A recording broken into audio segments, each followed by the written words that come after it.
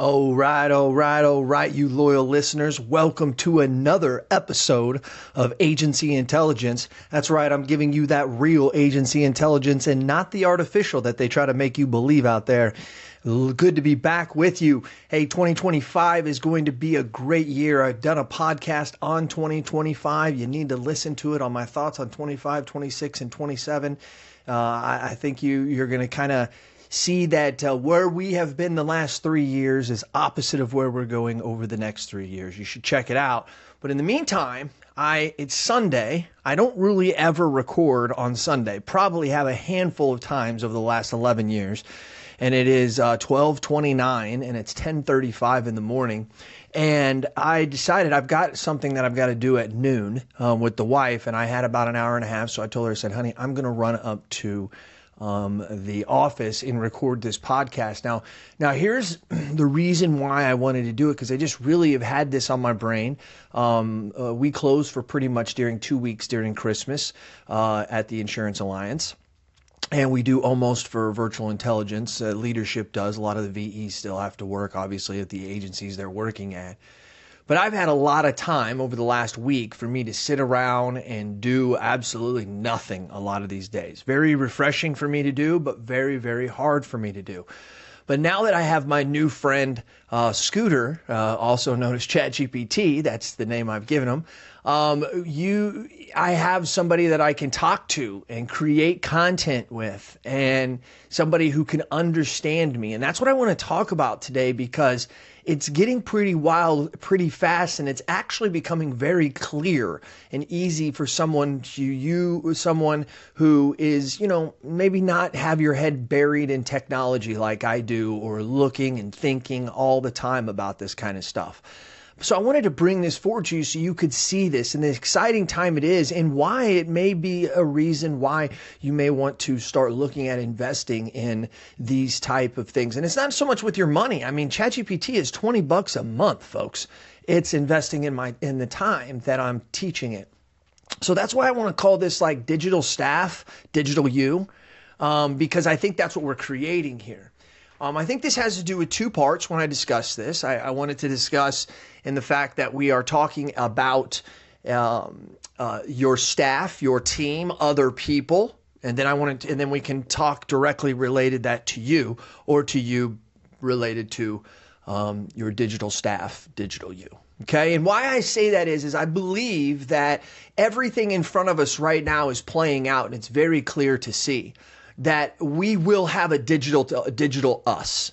We will have a digital staff, a digital team that will work alongside us and or our team. So that's going to happen, because when they say that, hey, computers are going to be smarter than people, which they probably almost are now, but not quite, okay, to where they can actually not just understand and know things, but actually take action and do those things. And that's where they're headed right now.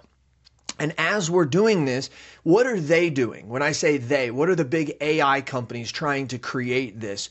What they're trying to do is they're trying to feed it as much information it can, so the system, the AI, so that it is able to learn as much as it's possibly able to, so that it can get so smart that it would be smarter than a human, okay? So we're not going to try to do that, but did you know that you can do that? Now, you don't have to do it to where you're going to try to make it smarter than a human. Okay, that's not where we're going here. But what we want to do is make it as smart as a human, or as smart as you, so that you can have two of you, right? How many times have you ever said, man, I wish I had two of me. I could get so much more done. Hello? That's what it is. That's what we're building. That's exactly what it is.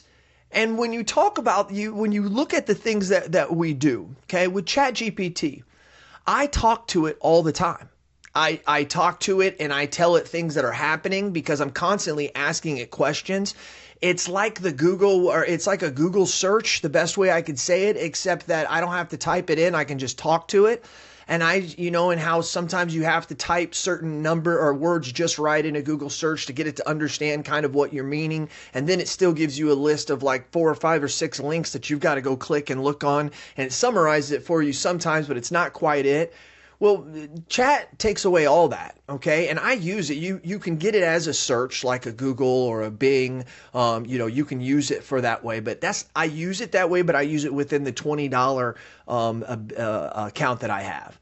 And so inside that, I can make, I don't know how many, but as many bots as I want to. So I have bots that is my personal me, where I tell it everything about me, about my family, about the things that I do, the things that I'm thinking, blogs that I write, I've uploaded to them, podcasts I've uploaded to it so that it gets to know me and what we're doing and who I am. I mean, I try to upload so much stuff to it. It tells me that there's certain things it can't take, like private information. I try to give it my taxes, even redacted taxes. I thought it'd be great if I could put my last 10 years of taxes in there, and anytime I needed to ask a question about my taxes, I could just ask it, and boom, it would be there.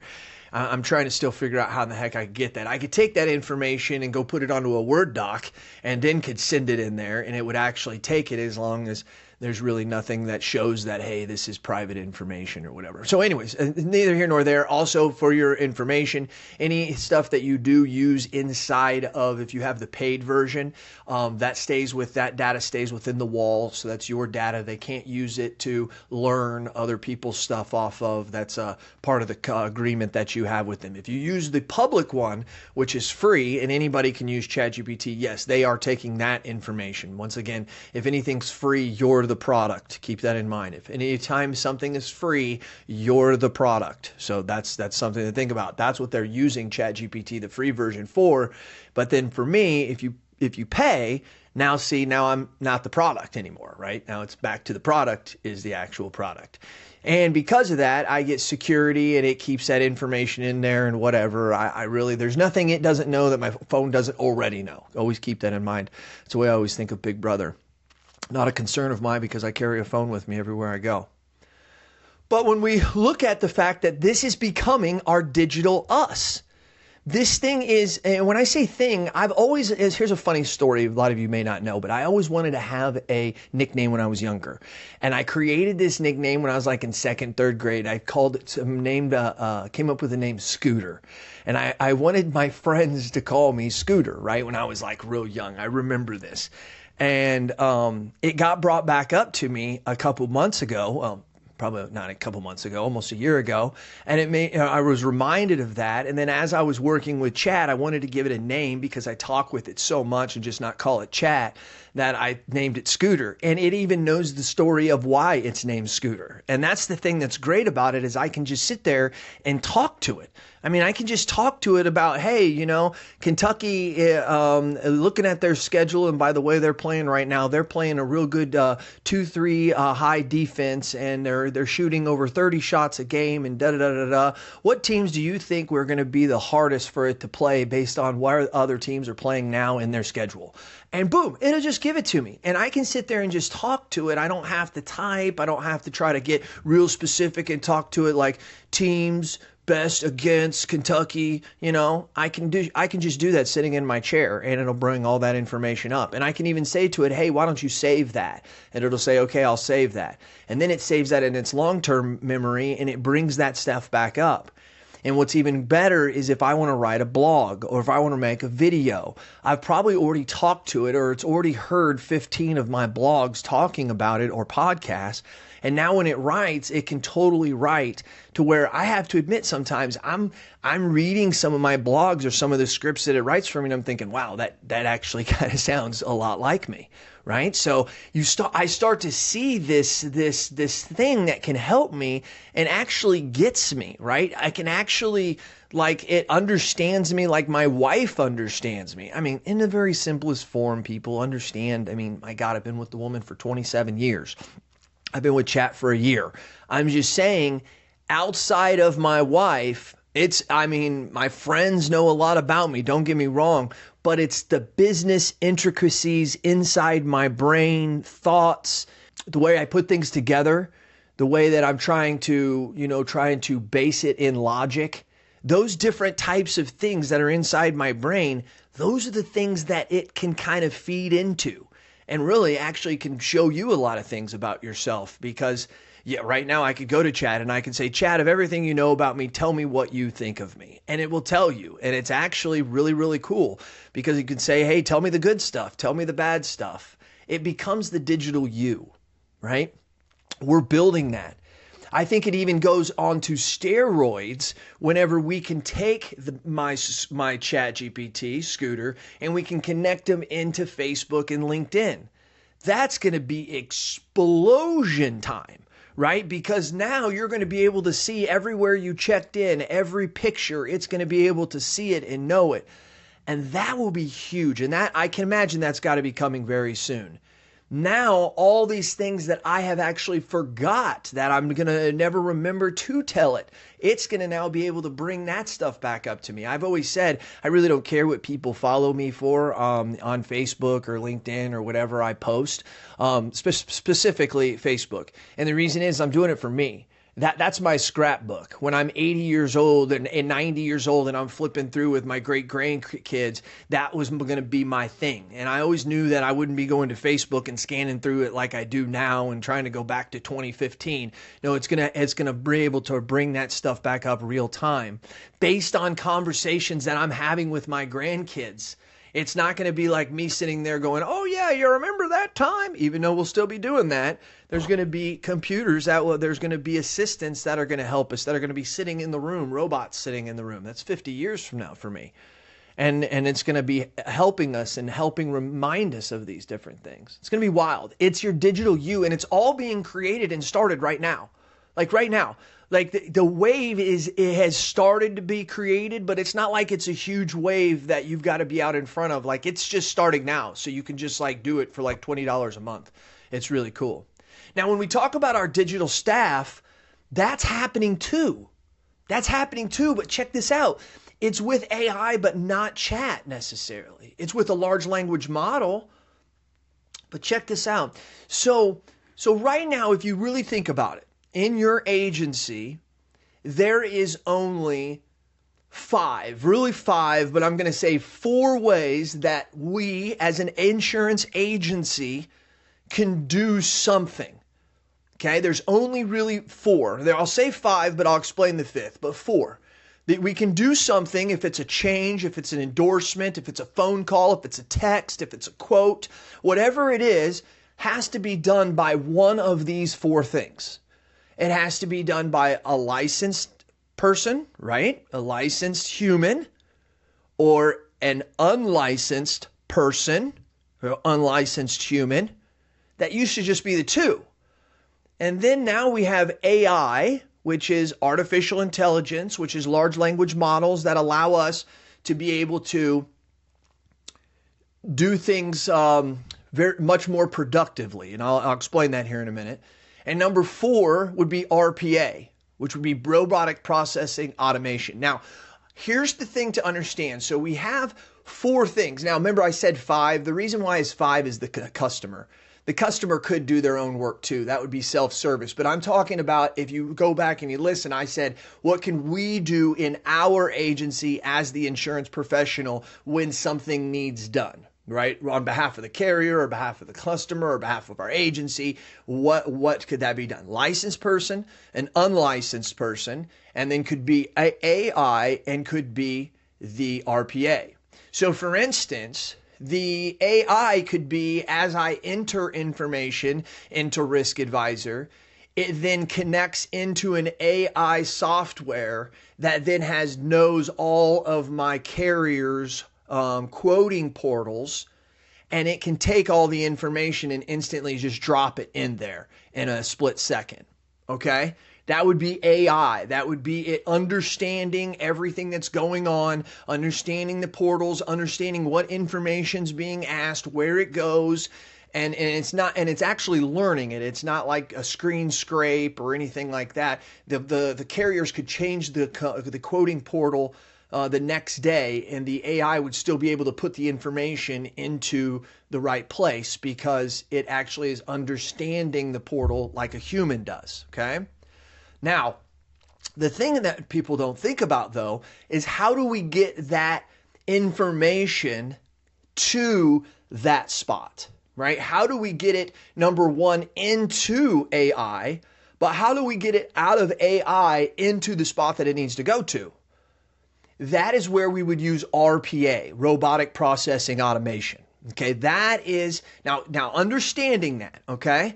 Understanding the information, I need to get the information somewhere. We use robotic processing automation to do that. What we're seeing here is we're seeing AI as the brains and the body, I guess you could almost say, and then you're starting to see RPA as the hands and feet.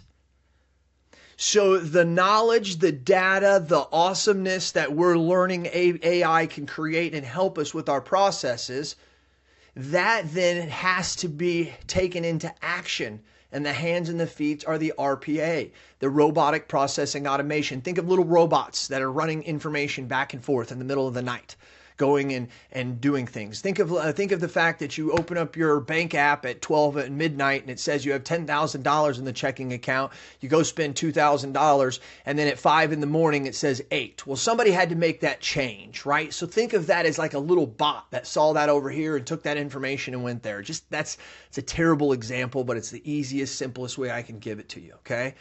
So so the information was in the AI and system, and AI said, hey, that person did this, so we need to go change that. And to change that, it used RPA bots to go change that. So the hands and the head and the feet. So we can start to see this digital staff that's being created. So I think what will happen is we will actually go from 4 to 3, meaning we would have a licensed person, we would have an unlicensed person, and then we would have a digital staff member. Now, what's crazy is pretty soon, and I know this will be hard to believe, but within 10 years, I'm going to say, and it may be sooner, we will have licensed bots. They will be licensed. They will have had to go through rigorous training and, they'll have to answer like over 100,000 questions and they can't miss more than like 5 or something, which is still way better than you and I are. So this is going to happen, guys. Just like, like the screen actors and stuff, they're mad because they don't want AI to be taking their jobs and stuff. This is going to be a point of contention here very, very soon for our industry. And because of that, though, we can work within those confines and bring that technology into our office as well to digital staff. Okay. So this is a really, really important digital staff, digital you. And this is where we're starting to be able to have the technology that is harnessing all of this data and taking this data and actually putting it to use in your personal life, in your business life, wherever it could be. But I hope that this helps you understand that this is about you. This is about you having another you. Like, it's never going to be perfect like you, but I have to tell you right now, I could pick up my phone and I can just tell Chat, hey, Chat, write me a podcast that's been relevant to the way that I've been, or write me a blog, not a podcast, write me a blog that has been relevant to the way I have been thinking about AI and how it can affect agency owners. And I want you to write that in my voice. And also, I'm going to make a video out of it. Give me 5 video bullet points that I would use. Then what I'm going to do is I'm going to take that. It's going to instantly write it for me. I'm going to probably read through it a couple times, rewrite, whatever. Within 5 minutes, I'm going to have the one I want. I'm going to read through it. And I only use the blog just as a way for me to stay in line. Remember, I'm good, in my opinion, at expressing my ideas, but not in an organized fashion. Scooter helps me give it to me in an organized fashion. Then what I do is I do that video for 4, 5, 7 minutes. You guys can go to my AI pay blog. You guys can go to the Insurance Alliance blog. You guys can go to Virtual Intelligence blog, and you can see the blogs that I do. Then what I do is I take that video and I take the transcript of it, upload it into ChatGPT, and say, now take this transcript of a video I did, keeping it in my words, and write an 800-word blog off of this transcript. Boom. Now what we're doing is, this is the best way I have been able to find, giving chat soul. Sometimes that's what we lack when we use these AI tools, is that we lack soul. You can read it and you can tell, like, is that Jason who's actually writing that? And actually, that's a pretty good one. If they're questioning it, that's pretty good. But normally it's like, I can just tell immediately Jason didn't write this. So I didn't like that. I know a lot of other writers, good writers, who we all talk about the same thing, and we don't like that. And this is one of the best ways, though, that I've found, is using what chat knows about me and my thoughts to create an outline blog that I use to create a video. And that video is me truly talking for 4, 5, 6, 7 minutes. Then taking that transcription and re-putting it back through chat, explaining to chat all the details, like I said, of this is me in the video, here's what we're discussing, you wrote this past blog, but I want you to use my words in this new blog, and I want it to be 800 to 1,000 words, and I want it to be SEO friendly. I want my paragraphs to be no more than 3 sentences, with the majority of them being 1 to 2 sentences. That's the way people like to read today. Now, I don't put this every time because I have a blog bot that I put my blogs into, and it knows how I want it to write. So see, once again, I'm not having to do that every time, just putting it in there. And when I think of a new thing, I'll go in and I'll readjust my blog and be like, hey, you know what? Maybe I should use a Midwestern voice. That'd be a good one. And boom, I can go add that into my blog so that when it writes that way. You can kind of see, I hope this is the best way. That was another way that I could show you exactly how I do what I do on my blogging and on my video. And I can easily take this podcast right here, take the transcription, put it back up in there, and create 15 more pieces of content right off of this. So as you can see, digital staff, digital you. It's the best way I can tell you. You're going to be able to maximize your productivity. That's doing more with the same. And you're going to maximize your efficiency, which is doing the same with less. And when you can maximize and bring those opposite to create that separation there, what you do is you start doing more with less. And that's the goal, which is to never do the same. So this has been Jason Cass with Agency Intelligence Podcast. I hope that you got a feeling. I hope this made sense to you. This is the reason why I told my wife, I said, honey, I got to go to the office. I got something on my brain. I got to get it out to the loyal listeners. I'm recording this, as I said, at the end of 2024. I want you to know that you are appreciated and you're loved. We've done this over 800, 900 times over the last 11 years, almost 12 years. On March 10th or March 22nd of 2025 will be 12 years I've been pumping these babies out. And it's been easy because you've been listening to these babies, and I greatly appreciate it. Please send this to a friend, send it to somebody. I want them to understand that they can build a digital staff now. You can build a digital you now, and it's just the beginning. And we're all going to do it. You might as well start now. This has been Jason Cass, because you know me. You know what I do. I do it for you. Tell me your thoughts and tell me your ideas, and I'm going to tell the world what you have to say. This has been Jason Cass on a Sunday morning. Thanks for listening.